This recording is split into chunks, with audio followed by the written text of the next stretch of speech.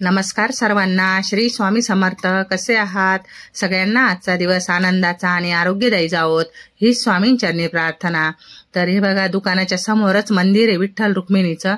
इतकं छान वाटतं ना. समोरच रोज सकाळीच उठल्याबरोबर मंदिराचं पण दर्शन होतं आणि कळसाचं पण दर्शन होतं. तर बरेच ताई विचारतात, ताई तुमचं दुकान कुठे आहे आणि गाव कोणतं आहे? तर आमचं गाव आहे वडाळी भुई आणि दुकान आहे ना केद्राई रोडला दुकान आहे. जे कोणी खानदेश भागातून नाशिक, पिंपळगाव, ओझर इकडनं येत असतील तर त्यांना आपलं दुकान तर समोरच दिसेल आणि तोच रोड असतो. दुकानाच्या जवळच रोड आहे ना, त्याच रोडनी केद्राई मातेला जातात. तर दुकानाच्या साईड बाहेर पाठीमागेच आमचं आलं आहे ना घर आहे तिथं. आणि दुकानाचं नाव आहे योगेश्वरी लेडीज टेलर्स. तर हे बघा, आता दुकानातला पसारा, इतका पसारा आहे दुकानामध्ये तर सांगता पण येत नाही. इतक्या साड्या आणि इतके ब्लाऊज आहे. कस्टमर ऐकतच नाहीये. किती नाही म्हटलं तर एक्स्ट्रा पैसे घ्या, 100 जास्त घ्या, 50 जास्त घ्या, पण ब्लाऊज तयार करून द्या. इतकं त्यांना म्हणजे ते आपल्याला नाही आवडत असं जास्त पैसे घ्यायला. पैसे घेणं आणि ब्लाऊज शिवणं तो विषय बाजूला, पण टायमिंग त्यांचं ब्लाऊज तयार झालं पाहिजे हे फार महत्वाचं आहे. त्यामुळे थोडं कमीच करते कस्टमर. बऱ्याच दिवसापासून कस्टमर जास्त घेतच नाही अर्जंटचं. आणि हे जे सर्व मशीनच्या खाली हे सर्व ब्लाऊज काढलेले आहे ना, तर हे सर्व मला अजून 7 तारखेपर्यंतचे तयार करायचे. आणि हे जे साईडला आहे ना, तर हे पण आहे बघा. आता तुम्हाला त्या मागच्या व्हिडिओमध्ये पण दाखवलं होतं. त्यात परत ही बघा एक दोन नवऱ्यांचे ब्लाऊज एक्स्ट्रा आले यामध्ये. आणि ते पण आता मला बनवायचे. पूर्ण मशीनच्या पूर्ण तिथपर्यंत साड्या आल्या आहे. आणि ह्या सर्व जेवढ्या साड्या दिसतात या मागच्या स्टॉकमध्ये दाखवले होते ना, त्यातल्या काहीतरी थोड्याफार साड्या असतील. बाकी हा सगळा नवीनच स्टॉक आहे सर्व. आणि पिको फॉल तयार करून झालेल्या आहे साड्या. हे बघा, इतका कलरमध्ये खूप छान आणि वेगवेगळ्या व्हरायटी साड्यांच्या बघायला भेटतात. आणि साड्यांची लेवल बघा कुठपर्यंत गेली आहे. म्हणजे वरची जी पाईप आहे ना, पाईपापर्यंत ती लेवल गेली आहे साड्यांची. इतके म्हणजे पूर्ण साड्या रचून ठेवल्या आहे. आणि इथं पण साड्या बसत नव्हत्यात. या साईडला कूलरवर पण साड्या रचून ठेवल्या आहे, कारण जागाच नव्हती साड्या रचायला. आणि खाली ठेवणं म्हटलं का खाली खूप पसारा होतो. खाली आधीचे ऑलरेडी खूप पसारा आहे खालचा, आणि तो हा पण हा एवढा पसारा. त्याच्यामुळे ना या सगळ्या कूलरवर रचून ठेवल्या आहे मी त्या. आणि त्याच्यानंतर आहे ना, हे बघा, आता ब्लाऊज शिवायचं काम चालू आहे. ही दिदी पण आहे ना क्लासलाच येते आपल्याकडं. तर तिने पण आहे ना थोडंफार म्हणजे फक्त कटोरी ब्लाऊजचं पॅटर्न झालंय त्यांचं. आणि दोन 3 ब्लाऊज शिवले त्यांनी कटोरीचे. प्रिन्स कटचं फक्त पॅटर्न काढून झालंय. तर ते फक्त बोलले की खूप गर्दी मावशी, आम्ही तुम्हाला ब्लाऊज शिवण्यासाठी थोडी मदत करतो. तर ते बघा, आता आपल्याकडचेच कस्टमरचे ब्लाऊज आहे. अस्तर जोडून देत आहे त्या मस्त. आणि अस्तर जोडायला पण खूप मेहनत लागते. अस्तर पण जोडणं असं वाटतं की खूप सोपं आहे, पण अस्तर ज्यावेळेस आपण प्रत्येक ब्लाऊजचं ज्यावेळेस अस्तर जोडतो ना, त्यावेळेसच आपली प्रॅक्टिस पण होते आणि आपल्याला कळतं पण त्यातल्या बारीक टिप्स. त्यामुळे तुम्हाला जर ब्लाऊज शिवायचं जर राहिलं तर तुम्हाला प्रॅक्टिस खूप महत्वाची आहे ब्लाऊजच्या बाबतीत, तरी सांगते मी. आणि मी एवढी प्रॅक्टिस केलेली आहे ब्लाऊजची. जेवढी तुम्ही ब्लाऊज हाताखालून जेवढी ब्लाऊज तुम्ही शिवाल ना, तेवढी तुम्हाला प्रॅक्टिस जास्त होईल. तर हे बघा, हे सर्व जे ब्लाऊज दिसत आहे ना, हे सर्व 14 ब्लाऊज आहे. आणि हे सर्व 2 नवऱ्यांचे ब्लाऊज आहे. आम्ही 2 दिवस म्हणजे शुक्रवार दिवसभर आणि शनिवारी दुपारपर्यंत 14 ब्लाऊज शिवून झाले.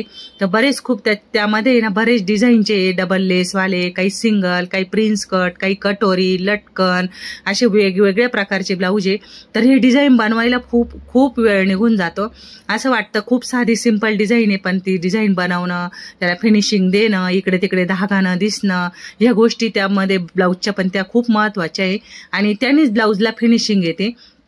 आणि ब्लाऊजचं कसं असतं, आपण जर व्यवस्थित जर चांगलं अस्तर टाकलं, व्यवस्थित जर ब्लाऊज जर शिवलं तर ब्लाऊज तेवढं टिकतं. पण जर तुम्ही हलक्या क्वालिटीचं जर अस्तर वापरत असाल तर ब्लाऊज अजिबात टिकणार नाही. कारण आपल्या ब्लाऊजची जी फिनिशिंग असते ना, शेवटच्या टिपला जी फिटिंग टीप असते, तर ती फिटिंग टीप आहे ना आपली लगेच 1-2 धुण्यामध्ये ब्लाऊज फाटतं. आणि वरचा कपडा फाटायला तर वेळच लागत नाही. त्यामुळे तर जर आपण जर अस्तर जर चांगल्या क्वालिटीचं डॉलरचं अस्तर, डॉलरमध्ये पण बरेचसे प्रकार असतात, तर चांगल्या क्वालिटीचे जर अस्तर वापरले ना तर ब्लाऊज एकदम छान येतं आणि टिकतं पण. तर हे बघा हे सर्व जे ब्लाऊज आहे ना हे काही डबल लेस टाकले, काहींना बाईला सिंगल असे छोटे छोटे लटकन बनवून टाकले. प्रत्येक जणाला असं वाटतं, प्रत्येक कस्टमरला असं वाटतं आमचे ब्लाऊज खूप छान शिवावं, प्रत्येक जणाला असं वाटतं नवीन काहीतरी डिझाईन टाकावं. बरंचसं म्हणजे त्यासाठी ना हे सर्व करण्यासाठी ना आपल्याला वेळ खूप कमी पडतोय. आणि कस्टमर कसं आधी ब्लाऊज टाकत नाही, अर्जंटली 2-4 दिवसामध्ये कसं काय ब्लाऊज तयार होईल. पण मग कसं आहे करून तर द्यायलाच लागतं ते. मग जेवढा वेळ होईल, जेवढी कोशिश होईल, जेवढी मेहनत लागेल ना तेवढी मी करून देते जसं पाहिजे तसं. आणि कसं फॉल पण आहे ना आम्ही एकदम छान क्वालिटीचा फॉल लावतो. धनश्री किंवा राजश्री 2 प्रकारचे फॉल असतात. आणि राजश्रीचा फॉलमध्ये जास्त राजश्रीच राहता, पण जर एखादा कलर अवेलेबल नसला तर मग मी धनश्रीचा फॉल वापरते. तर हे बघा मग धनश्रीचा फॉल लावला की साडी पण, आणि फॉल लावताना काय करतो आम्ही माहितीये का, तर 1 हित किंवा 2 हिताच्या अंतरावर जोपर्यंत आपण हातशिलाई करत येतो ना तर तोपर्यंत त्याला गाठ देत चालतो आम्ही ब्लाऊजला, साडीला. आणि मग तोपर्यंत तो साडीचा फॉल आहे ना अजिबात फाटत नाही, आणि साडीचा फॉल पण एकदम सॉफ्ट आणि एकदम सारखा येतो. हे बघा आता इथे एवढे पण ब्लाऊज आहे ना, हे आरीवर्कचं ब्लाऊज आहे, एका नवरीचंच ब्लाऊज आहे हे पण.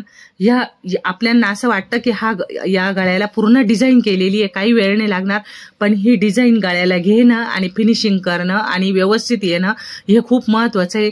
हे करता एखाद्या वेळेस मशीनवर कित्येक सुया तुटत्या, आणि एखाद्या वेळेस किती व्यवस्थित काळजीने काढा, घाई गडबडीत आहे ना सुई एखादी कवाय ना दिवसभरात तुटल्याच जाती.